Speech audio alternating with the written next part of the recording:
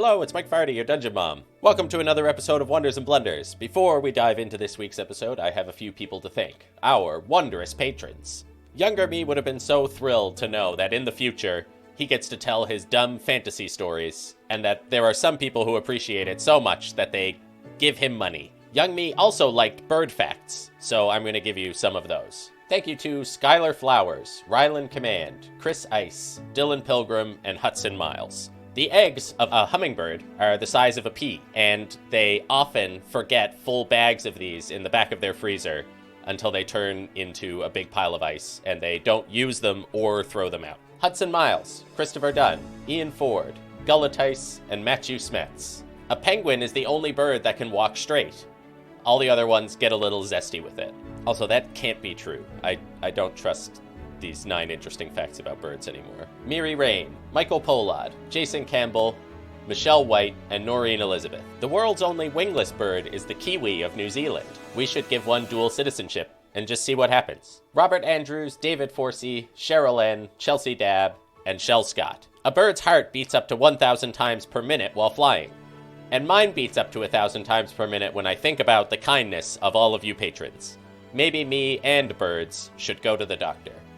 But that's enough out of me. Let's get on to the episode.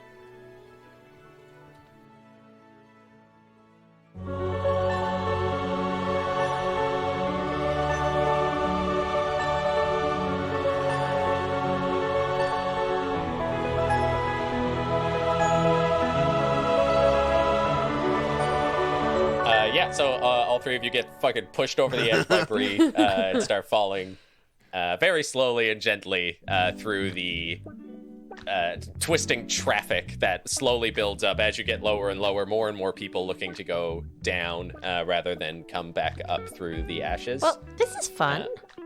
Never flown in this shape before. Yes, it is a enjoyable sensation, isn't it? So I should tell you a bit about where we're headed. Wait. We're going to meet... Wait. Should we switch into breakout rooms right now? Ooh. Yeah, we can do that. I don't want to know these secrets, and I don't want them to know what we get up to. Yeah, that's Great. I love it. Okay. Awesome. I need to. This is a good time. I just need to step away, feed Georgie. Oh, sure. I think I left my cat out. Come to your group second. Okay. Yeah. All right. I'll wait and go after. She's fine. Freddie, you're your co-host now, so you can. I can do whatever I want. Band. Van Hammer coming. Here we go. Van Hammer incoming. Open all rooms. I'm joining room 1. Yeah. I am not joining Ren. Bye. Boy. Yeah, so they all drift off down into the next few rings. What are your all's nefarious plans? Yeah, Star turns around and is like, so we're going to go check out the night market? Oh, yeah. I mean, we are basically right here. Go dig underground and see what comes up.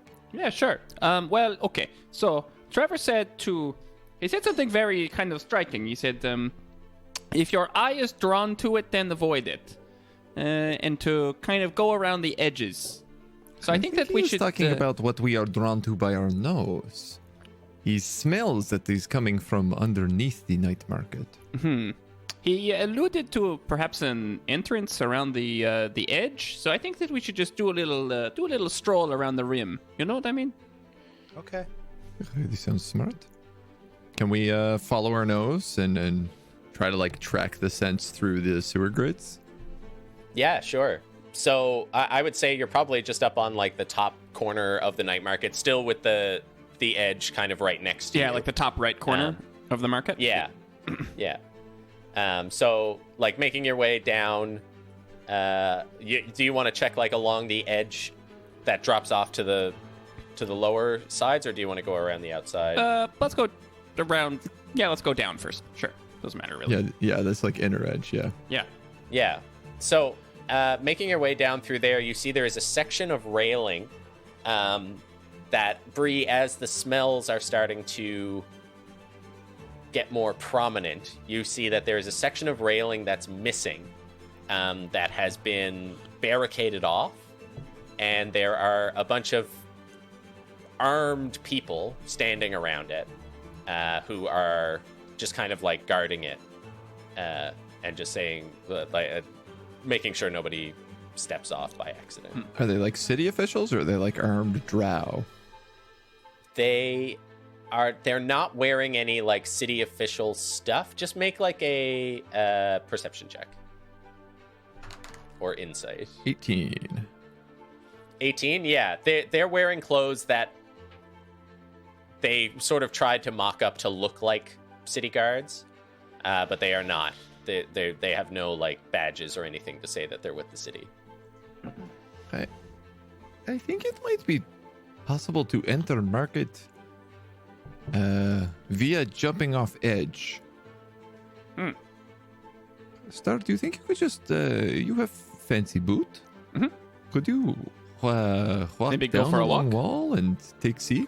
Is there a place where it looks like I could maybe step over the guardrail and like take and step down? Yeah. So as you like come to the edge, there is a drow standing right at the edge, and he's sort of like looking at you and just says, "Very sorry, there's a section out. They've said they were going to fix it, but you know how the city works. Keep a distance." Yeah, thank you, sir. I want to go back up towards the corner. And then if there's a spot which looks kind of like I could step off and maybe like walk around the inside of the ring, you know what I mean? Yeah. But do it in relative seclusion. Like I don't want to just like hop over the railing and do it openly. Yeah. So do a stealth check. Okie doke. Stealth is big number 26. Nice. Yeah, you what were go over, and then Bree and Ben like lean on the railing, just act like casual. Ben attempting to whistle, forgetting he no longer has lips. Bree leans on the railing and it just like creaks. Just look casual. Fuff, huff, huff, huff, huff, huff. Ben's like Rebel, beak rebel, is like rebel. clicking together. So Star, you go down over the edge, and you are just like walking sort of on the side of the wall, and you can see that there are lots of pipes that are grated off, like on the wall here in between the two sections. And you can see that there is a big pipe right under where they have things marked off. Like a big open It is pipe? grated. It does have a grate on it. Oh. So it looks like there is like access, but it looks locked. I see. Like, is there any like lock? Is there a lock openly on it? Like Yes, a padlock? yeah, there is a door with a lock on it. Yeah. Can I try and pick it? Yeah, I've- I think with a 26 you can get over there. Like you're in kind of under a couple of pipes, so that as people are like jumping off from different areas, they're dropping past, and a couple of them are like looking in your direction, but pretty much everyone is focused straight down as they fall. Cool. Yeah, so I'm gonna use my thieves' tools for the first time in the entire campaign. So Star reaches into like his bag and like pulls out like an ornamental leather roll with like extremely expensive thieves' tools that he purchased like just before he left Pralia. And just kind of unrolls them and then just starts to like, let's see if I can remember how to. Okay, so you stick the big one in the bottom, and then what is it? Sleight of hand? It's actually a thieves' tools check, so I think it's the same as sleight of hand as long as you don't have Basically, yeah. expertise. I have proficiency with it, so I guess I just add my thing, but I don't add expertise. I guess that's the difference. Not expertise. Okay, yeah. cool. So that would be +5 +3 is +8 to. Okay, so 20, not natural. 20, yeah. You feel a satisfying click as the grate gives way. When you do, you see that as you open it, there is also like a spell that is pretty clearly over this. And as the door opens, that spell is also broken, and you get sort of flushed with ash, which is all sort of shooting out, and the ash sort of swirls out into the group of people who are falling. Okay. You hear like coughing and that kind of thing, and Bree up top, and Ben, you see as people start like kind of coughing and exclaiming, one of the drow who's near the edge starts to like move over to look to see what's happening. There's only like Wait. one drow there, right? Mitch also disappeared. Yeah. Is he gone? Sorry, he said his internet dropped. He's exporting his recording and restarting.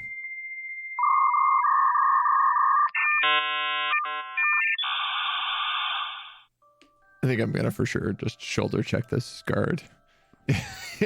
off the railing. I mean, there only that's one the guard? signal, right? Like you that was the signal to move. They're pretty spread out. Like, Is there only one uh, guard, or are there many guards? There are several guards. Maybe not. But there's only like one over on this side. Like, Oh. it's a pretty big section of the railing that's out. Right. Well, yeah, I might do it anyway. I'm gonna get into a lot of trouble in this night, Mark. I'm gonna tell you that right now. Like, I have casually hinted into becoming a serial killer multiple times, and nobody has said anything to stop me. So Casually hinted. Bree doesn't know. I like the poof of ash just being like, all right, well, that's the signal. Start throwing guards over the edge. The guard's coming. Yeah, it's his signal. Let's go. Go. And Bree just starts like charging towards the guard. Trudge towards the guard. Yeah. Okay, roll. I guess roll initiative. I just want to push him. I just want to push him. Okay. I want to push. Yeah. Like it's I guess like what is it, like a grapple check? Oh, it's been so long since I played 5th edition now. There's like athletics, like you So can like do try to run athletics. into him as you're going by, kind of thing. Like, Yeah. Like I just want to push him the 5 feet to like knock him over the edge. Yeah. Okay. So just do an athletics check. 21. 21. Okay. So he's walking towards the edge, just kind of being like, "What is going on?" And then just hears like thump and like the rattling of all your chains. And what do you do? I think Bree just like shoulder checks him off the edge, and then like waves to Ben like, come on, and like hooks her claws into the edge of the floor and just kind of like flips over the edge to be where like Star would be going in, presumably. Okay. Where the cloud of ash came out. I hope we just go down this pipe straight into an incinerator and just you chose poorly. yeah. Please. So turn Star, back to you page see 14. And you just hear behind you, Star, like, "What the? Oh, come on!" As this guy like flips over the edge, and he has taken out his sword, and he's just kind of waving it around feebly, like, "Hey, what are you doing?" As he just starts to like drift down past you. I mean, he's still going like 60 feet a turn, so he goes by pretty quick. Yeah, right. Just not terminal velocity. And then Bree comes flipping into the same pipe that you are now standing. yeah. in. I think Ben does a running, and he's gonna try to like do a move as cool as Bree, and he's gonna like just like take a deep breath and jump and do like a half 180 spin as he jumps down, and is gonna try to catch the pipe as he goes down. Okay, are you fishing for a roll that you want to fail? No, I'm just saying that's what he's doing. He's just gonna like jump Okay. over the edge, kind of hurdle the edge, and trying to like turn in the air to grab on to the pipe. And he's Yeah, I think I won't make you roll for it because I think it, like, with the slowing of the falling, I think it's actually pretty easy to do just cool shit. Like, I think you, like, a lot of people give themselves a little bit of flair when they step off the edge. I think you've noticed, like, people just doing, like, gainers and stuff into the... Cool. yeah. The backyard wrestling community in Mox Thorain is off the hook. Yeah. And in the pipe, and you can hear, like, outside people starting to, like, yell as this one yelling person's voice is just getting quieter and quieter as they fall to one of the rings below. I'm gonna close good the work. close the door behind me. Wait, Yeah, okay, wait, you- hold on. I'm assuming that the lock is like a like is it gonna? Can we still get out if I do that? Oh, yeah, Okay, yeah, for cool. sure. All right, then I just close the door. Yeah. We can find another way out. Yeah. And Star just like gets in and then just like huffs his hood up just to cover his face and then just starts plodding down the pipe. Oh yeah, Bree thinks that looks cool too, and also just like throws the wolf hood up. which I guess is covered in ash right now as well. Yeah, I think Yeah. Ben now looks like a gray owl, you know, like one of those great gray owls. Like he was like pure alabaster white when you got here, and now he is like one of those like speckled gray looking owls. Star looks like a silver tabby. Yeah. So from outside the pipe, as you move into the darkness, this swirling ash reminding you of the Worldspine Mountains outside. From outside the pipe, we see a drow slowly disappearing down to the Luthic Ring as two more of these fake guards look over the edge as the last puff of ash kind of dissipates into the falling masses as they just look confused. And I'm going to jump over to the others. All right. We unlocked all of our alternative color palette outfits. Yeah, finally. This is our season 2 outfit. Yeah. A gray wolf, a little speckled owl, and a silver tabby. I thought about this 6 months ago, that I was like, once we get into the ashes, I'm going to have Ben like turn gray, and this is permanent. Like it's like the kind of the spirit of the owls in this area, what they would be camouflaged with is going to change. I'm going to make that overt as well. Not just like in season 1 when I hinted at all kinds of shit and no one knew what the fuck was going on. I mean, my cloak gives me advantage at stealth in blizzards and snow terrain, so I'm hoping now it will give me advantage in ashy terrain. Because it's kind of the same thing in a weird way. Yeah. Ash is basically snow. It's reverse Ash snow. is basically snow. Yeah. Hot It's snow. when snow gets too hot, it becomes ash. If I remember science. Sounds right. Hello. Hello. So, all of you are falling slowly, caught by the enchantment of the Featherfall in between the rings. You make your way through the humid air above the jungle. Before you land us, I wanted to use some of the 25 minutes of like floating down to speak with them. Oh, yeah, sure. So as we're falling, I would say, perhaps you should know what we're headed into. I'm seeking out one of my father's old friends, someone I do happen to know personally, one Kefrin Stoneshaper. But I don't want to go in there as myself. Why not? I fear that my family is still looking for me, and they may try to drag me back home if they detect that I'm here. Okay. Huh. But I do need to speak to him in case he knows, in case he knows of the whereabouts of my former tutor. Right. That lady you've been looking for. Now, are you going to kind of spill the beans to him once you find him, or is this going to be incognito the whole way? I'm hoping to be as incognito as possible, so that he's not aware that it was Vaelin asking at all.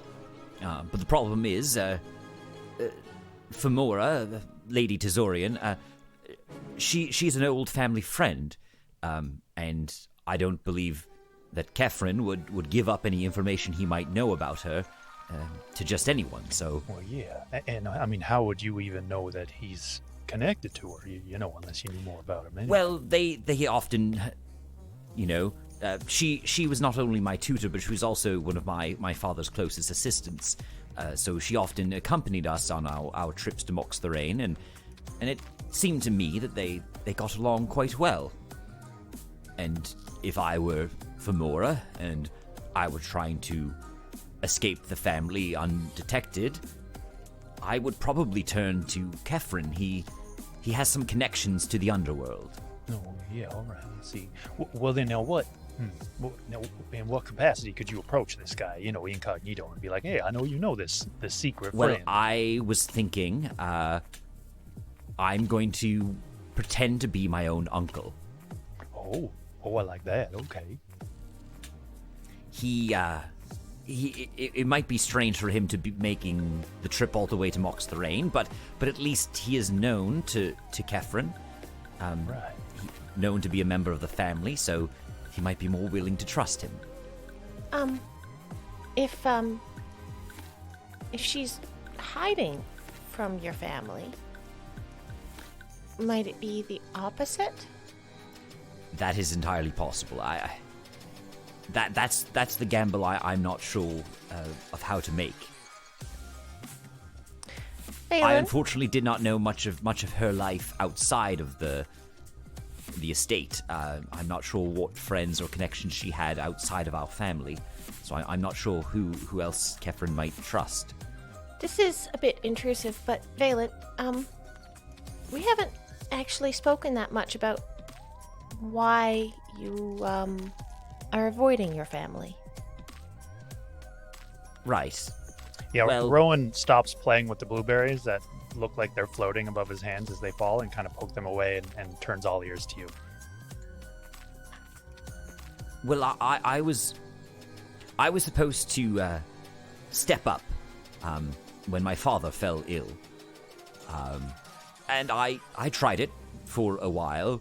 I didn't quite have the business that my family was in. It was not my area of expertise.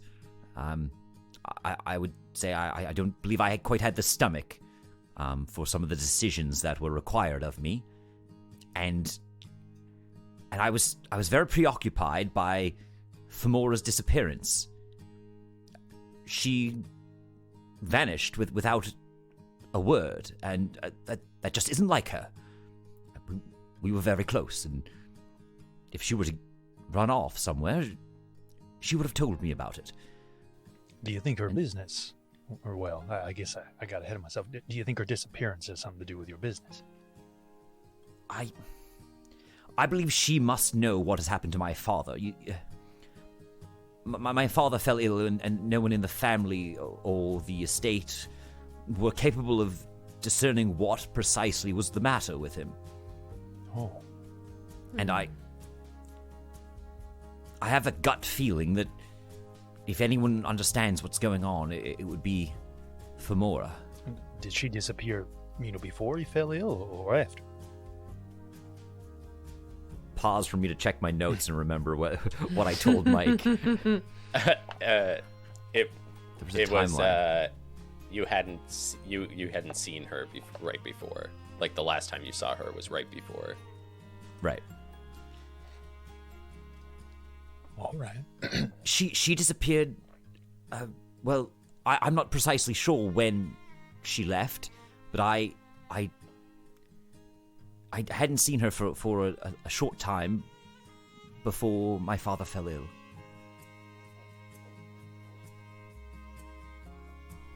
Well, Vaelin, I think I might have to ask, what kind of business is this? My family's business. Yeah. They're traders, but by and large, but they trade in weapons, and they trade in armaments, and my father and his father before him, and they were of the belief that power was best accrued through wealth, and so without having to play too much of a forward role in the politics of Prolia, they were able to make their influence known through their wealth and their collection of friends. Right, yeah, that makes sense. I mean, you're human, so that's pretty typical, I think. Oh, okay, well, okay, so we're going to approach this Mr. Stone Shaper, and you're going to be your uncle, and now you're hoping to get information from this man about a woman that he may or may not be hiding from your family by pretending to be your family. I suppose it could, if he is willing to tell your uncle, then that's good to know. And you'd know instead. And if he's not willing to tell your uncle, then he still might take some extra precautions or get in touch with her if he knows. And depending on his reaction to seeing my uncle, I may know whether I can show myself as Vaelin. There we go. Okay, now I think we're getting somewhere. Yeah. I didn't want to take the risk that he's more loyal to my family than to, well, his friend. I'm not sure exactly what his priorities are. Perhaps with enough coin, his silence could be purchased. All right. Well, sounds reasonable. I honestly haven't given it much more thought than this. No, I wouldn't say so. I mean, the best way to approach a mud puddle sometimes is to just jump right in. So yeah, all right. I mean, let's kind of fly this by the seat of our pants. Yeah, and I'll take my very Vaelin-esque jacket off and fold that up and put it in my my satchel.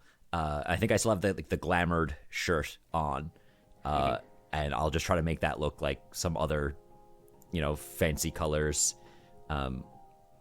closer to the greens that my uncle might wear. Yeah. And I'll cast Alter Self. Okay. And so Cara and Rowan, you just sort of see sort of my hair start to recede into more of a widow's peak. The jaw sort of shortens just a little bit, but the features don't change all that much. The shape of the eyes stays relatively the same sort of angular nose, and just a little bit more pudge and girth around the rest of the body. But the clothes all stay the same. Well, okay. Well, how do I look? Well, I see, first of all, that the handsomeness runs in the family. That's good. It's a strange feeling. Yeah. Well, you don't quite look like yourself anymore. And Alter Self physically changes you, It's right? a physical not an change. illusion? It's not an illusion. Yeah. Okay, cool. So it's a physical change, and it changes the sound of my voice as well. So while Evan will do his best to sound like a related uncle of Vaelin, so it's similar. That's a pretty good accent. job so far. I'm buying it. But to those listening, it would sound like a different voice. Yeah. So editor, if you could drop an auto tune onto this, that'd be Yeah. Just T-Pain. yeah.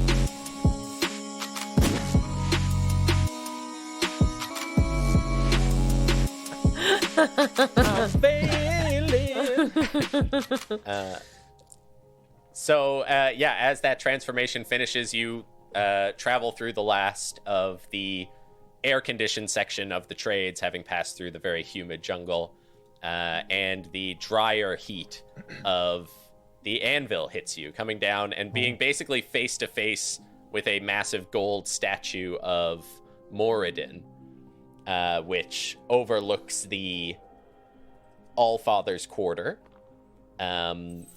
The sounds of work and rattling chains and shouts bellowing up from below as you look down over the canals of lava that run through this ring. Bridges, large iron bridges making their way over the tops of them. Moradin overlooking a large stadium, and inside you can see that there seems to be some gladiatorial sporting event happening in there now. The crowd packed in and all cheering at something that is happening below that. Following Moradin's eye line, you see another huge gold statue of a gnome. I can't remember his first name. Everdell Glimmergold. Who is a pretty well-known gnomish god, as the two of them are sort of matching eyes as Glimmergold looks over the Glimmergold Quarter. To the left, you can see a big ring of lava with some heavily guarded bridges making their way out to a floating platform. Vaelin recognizes this as the Quench. The Quench being a super prison for extremely dangerous magic users, which is precariously hovering above a pool of lava. Rumor has it that should the prison ever be overwhelmed, its last line of defense is dropping itself into the God's Fire lava below. Oh. Well, that would make escape daunting. Yeah. And much more pleasantly off to the side of that is the true market of Mox Thorain, the Platinum Span, which the Silver Span is a cheap knockoff of on the kilometer-long bridge outside. The just absolutely teeming with people making their way through. As you get closer and closer to the ground, the spell itself ushering you in that direction. You can see people like happily making their way around, buying food. You can see large wagons of different types of weapons and supplies making their way across the bridges and loading up onto griffins to make their way back up and out to wherever their goods are traveling. So I think following Vaelin's lead, you'd probably swing your way down and try to land into the Allfather's quarter. Yeah. And making your way through there, you can see there are, it is primarily dwarven craftspeople, making your way through all sorts of like leather and metalworking. And eventually the large daunting sort of palace starts to make its way more and more prominent above the buildings surrounding it. Outside sits a huge rolling battering ram with just the onyx ram's head on the front of it. You can see there are a couple of siege towers under construction with scaffolding up all around them. As you come up to there are a couple of statues to Zilchis guarding either end of a large stone staircase that makes its way up to the main gate. Well, let's give this a shot, shall we? Yeah. Now, are we, Rowan and Cara, or should we be somebody else too? Well, And what's your name? right. That's good to know. I'm Jundi Rutherford. Jundi? Maybe I could be a pet. Is that not a good idea? Jundi wasn't really one for animals, but Oh, well, perhaps not. I don't. Kefren doesn't know that. I've always wanted to be a dancer myself. Maybe I'm like a famous dancer. That'd be kind of nice. I was thinking you might be Muscle. Oh yeah, Cara. Yeah, you could be Muscle. Yeah. Oh, I think that'd be a great role for you. That's something you could really sing your teeth. Rowan, you. Can I lift my lanky? You've got the height, lanky arms. Right. Yes, but skills. Well, Jundi, I'm flat. All right, yeah, and I'll puff out my chest and kind of stand a little straighter. Yeah, I can be Muscle. Should I lower? Maybe I lower my voice. I don't know if that's. I don't know if that's a good idea. Okay. Yeah. Perhaps just be yourself. Yeah. Growing up as a dancer is hard work, and I think so it's the skill set necessary to kind of defend yourself from other dancers. Yeah. All right. I will try to do most of the talking. Oh. Okay. And yes. Maybe Cara. Some sort of a hound or a wolf again, perhaps. Quickly, what does Vaelin know about wolves around Mox Thorain? What sort of pets are? Yeah, what sort of pets are allowed? I don't think a wolf would be too strange, having been domesticated from the mountains outside or something. Sure then. Right. A wolf sounds fine. Yes. Cara crunches and squelches and transforms into a wolf. I forgot about that. Vaelin / Jundi shudders. Yeah. Yeah. So does a passing family. Gross. Yeah, and then making your way up to the front gates, you see a young guard at the gates, sort of step forward, and then an older one steps up next to him and taps him on the shoulder and moves him back and says, "Mr. Rutherford." Good afternoon. I'm here to see Stone Shaper. Of course. Is he expecting you, or should I? It's a bit of last minute. You let him know that I'm here, though. Yes, right away. Make yourself comfortable. You can follow me inside if you like.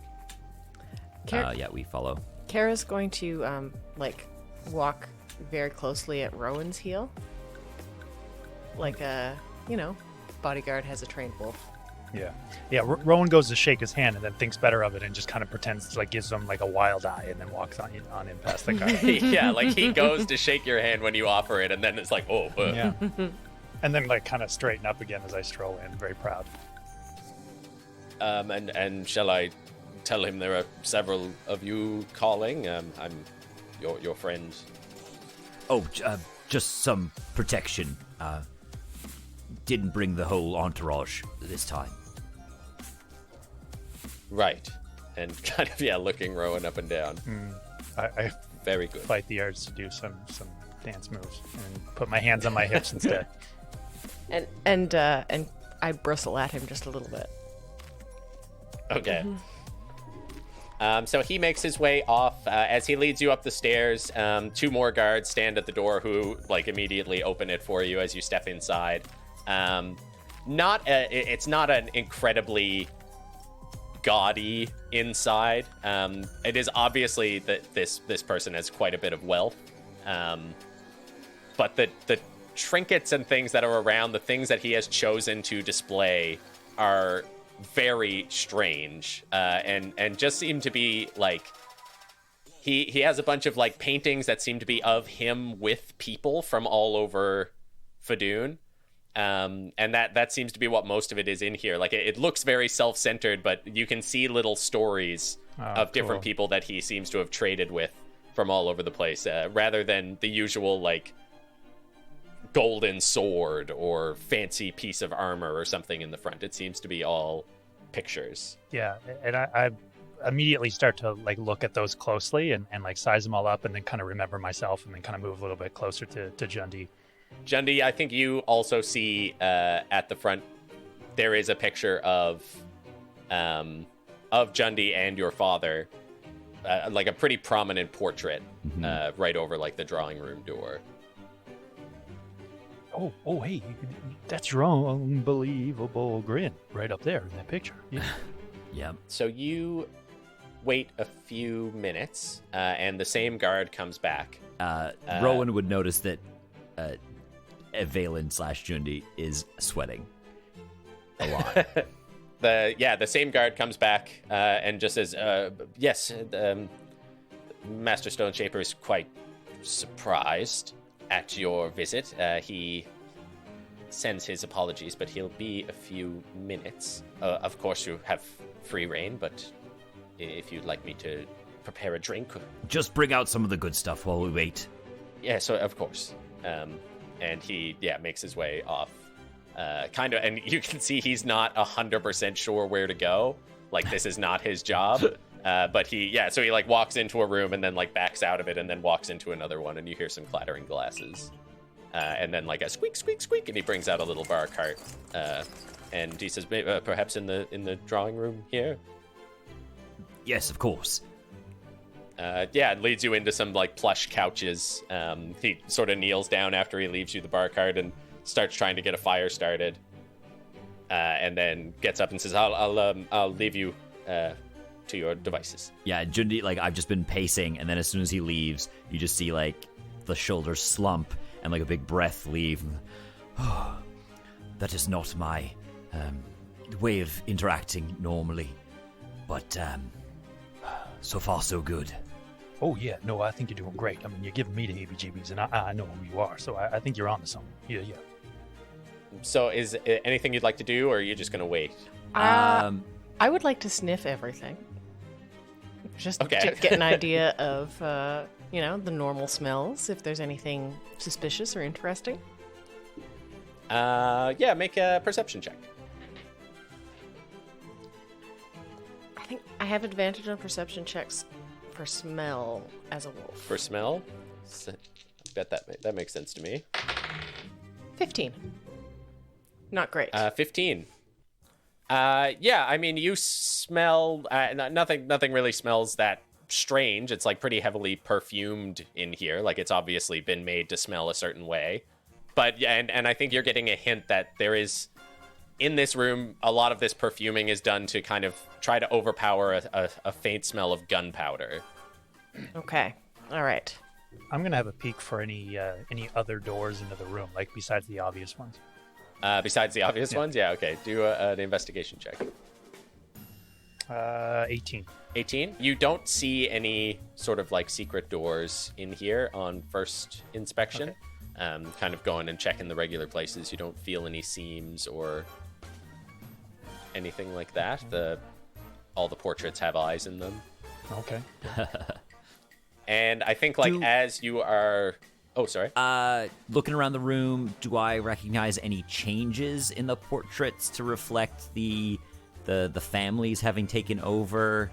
Can I see any like displays of like his switching allegiances or anything like that to stay on the good side? No. Things look very normal here. Things look a bit clean for what you're used to. Besides that, when you've come to visit him on your own, things are not this tidy. But it seems like, and like this perfume smell that Cara is picking up, that's a weird... Normally he doesn't care about any of that kind of thing, and he just leaves all of his like toys and stuff all over the place. Interesting. Almost as a quick thought, I'll turn to Vaelin and be like, "Oh, if I can tell he's lying, I'll cross my arms." Very good. Yes. Yeah. Keep an eye on him. He can be he's a good guy, but he's a bit shifty. Yeah. Okay. All right. I'll keep him peeled. Then very like as you finish that conversation, like very suddenly from around the corner you just hear like running footsteps, and then like a head pokes around the corner kind of quizzically, and he's like, "It is you. What are you?" Kefren, you old bottom feeder, get in here. And he steps in and is like, "Well, of course. Why back so soon?" Listen. Darlisle asked me to do a favor. Oh, yeah? We're concerned about a friend of ours. I mean, based on our last conversation, I would assume that your concerns would be more at home. Of course. I'm just gonna do a deception check real quick to see how... Yeah, to find out how well this goes. I'm doing. Yeah. Oh, sick. 22. Oh, nice. Oh, nice. Okay. Natural 20. Ooh. That goes without saying, Kefren. But we are concerned for the Lady Tazorian. And he's just looking at you. I know you were close, and if she came to you for help, I'm hoping that we can help her. I'm doing an insight check on him too as this news breaks. That is 21. Yeah. Which is lower than my passives, but 21. He's really confused. And I think that becomes pretty obvious as he says, you've already raised your concerns about Fomora. I already told you. I don't know where she is. Why are you bringing this up again? And why alone? And who is that? Yeah, this like even like doing an okay job. I think Vaelin sort of like stumbles a little bit. Oh, well, I didn't want to. Listen, Bartok doesn't know I'm here. Well, that's a relief at least. You didn't bring him again into my house. Sorry for that, but, appearances and all that. Right. And you can see, like, as he's talking to you now, he's starting, as you say that, he immediately flicks a couple of buttons open on his shirt. Rowan, you could notice that, like, as you're looking over him, he had pretty hastily thrown on the clothes that he's wearing. Okay. And was looking, like, fairly uncomfortable, and now, like, flicks open a couple of buttons and sort of lets himself hang out. He's like, I don't know if do you have, like, a mental image for him? Sort of like balding, probably like kind of graying, ashy hair kind of around the side, sort of feeding down into a big beard. Other than that, nothing specific. Yeah, I'd say, like, his beard flows down over these, like, really nice green noble's clothes. But as he sort of flicks them open, you can see that he's wearing basically just, like, warm pajamas under them. And he's just saying, I don't see the point in coming back and asking me about this again. Did you think I wouldn't say anything because Bartok's not here? I mean, we were close, but I mean, I wouldn't pick her over the family. No, I didn't think that, but I just need to follow every trail we've got. Well, I can tell you that I haven't heard from her. Not at all. I can also tell you. Sniff, sniff. Yeah. I'm just waiting for the cues. Yeah. I think, Rowan, you fold your arms. Yeah. Yeah, okay. Vaelin notices the arm folding. And he says, and Vaelin Darius hasn't been here either. He hasn't contacted me. I don't think Rowan knows that he's smiling at that.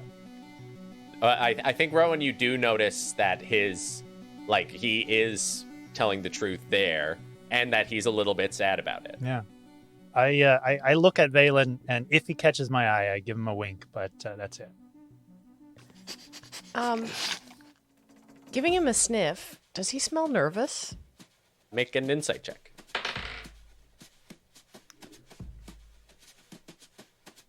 That is a 14. 14. No, he doesn't seem especially nervous. He seems pretty. He seems a lot more comfortable now than when you started talking to him. Okay. And of course, if Villy did show up here, you'd send word. Yeah. Of course. And Vaelin tries to look exasperated. Do a performance check, because he's inciting you hard right now. Yeah. The nat 20 got you this far. That's another nat 20 for another 22. I'm having the performance of my life. Yeah. So he's like, you can see, like, his look hardens on you and then kind of softens a little bit and says, you don't really believe what they're saying. How could I? I've seen that boy grow up from a tadpole. Yeah. Be careful around Bartok. You're telling me. I don't know how he's got Darlisle convinced that he's on the level. Well, I just don't want him getting his claws. I get bad juju, you know. I'm a pretty good judge of people. Rowan nods. That's why we keep you so close. It's more than I can understand. I wish Esteravon had kept me in the loop. He got into something that I can't seem to unravel. I mean, he's got his hands in everything. That's why I'm so suspicious that they think it's someone from the inside, especially someone so close, when there are so many others who would have so much more to gain. Who's at the top of your list? Why do something like that and then disappear? Exactly. So then, now that you're back and Bartok's not here, how is he really doing? They don't let me that close anymore. Last I saw, he was still bedridden. Speaking at all? Not a word. They shouldn't be able to keep you out. I've tried going to the... I'm trying to remember the names of the government in Pralia. Where'd it go? Too many notes.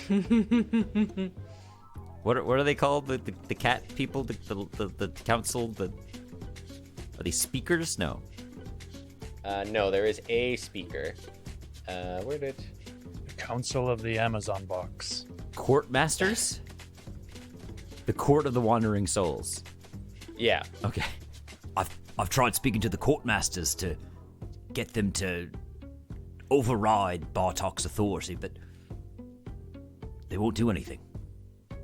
They said it's not their matter to interfere in. If anything changes, if they do let you back in, let me know. I don't think they're giving me honest answers. So Vaelin is like getting a feeling and kind of like looks at Rowan and like kind of makes a quizzical look at Rowan. I'll give like just the barest of nods. And I'm gonna drop Alter Self. And he's like, I knew it!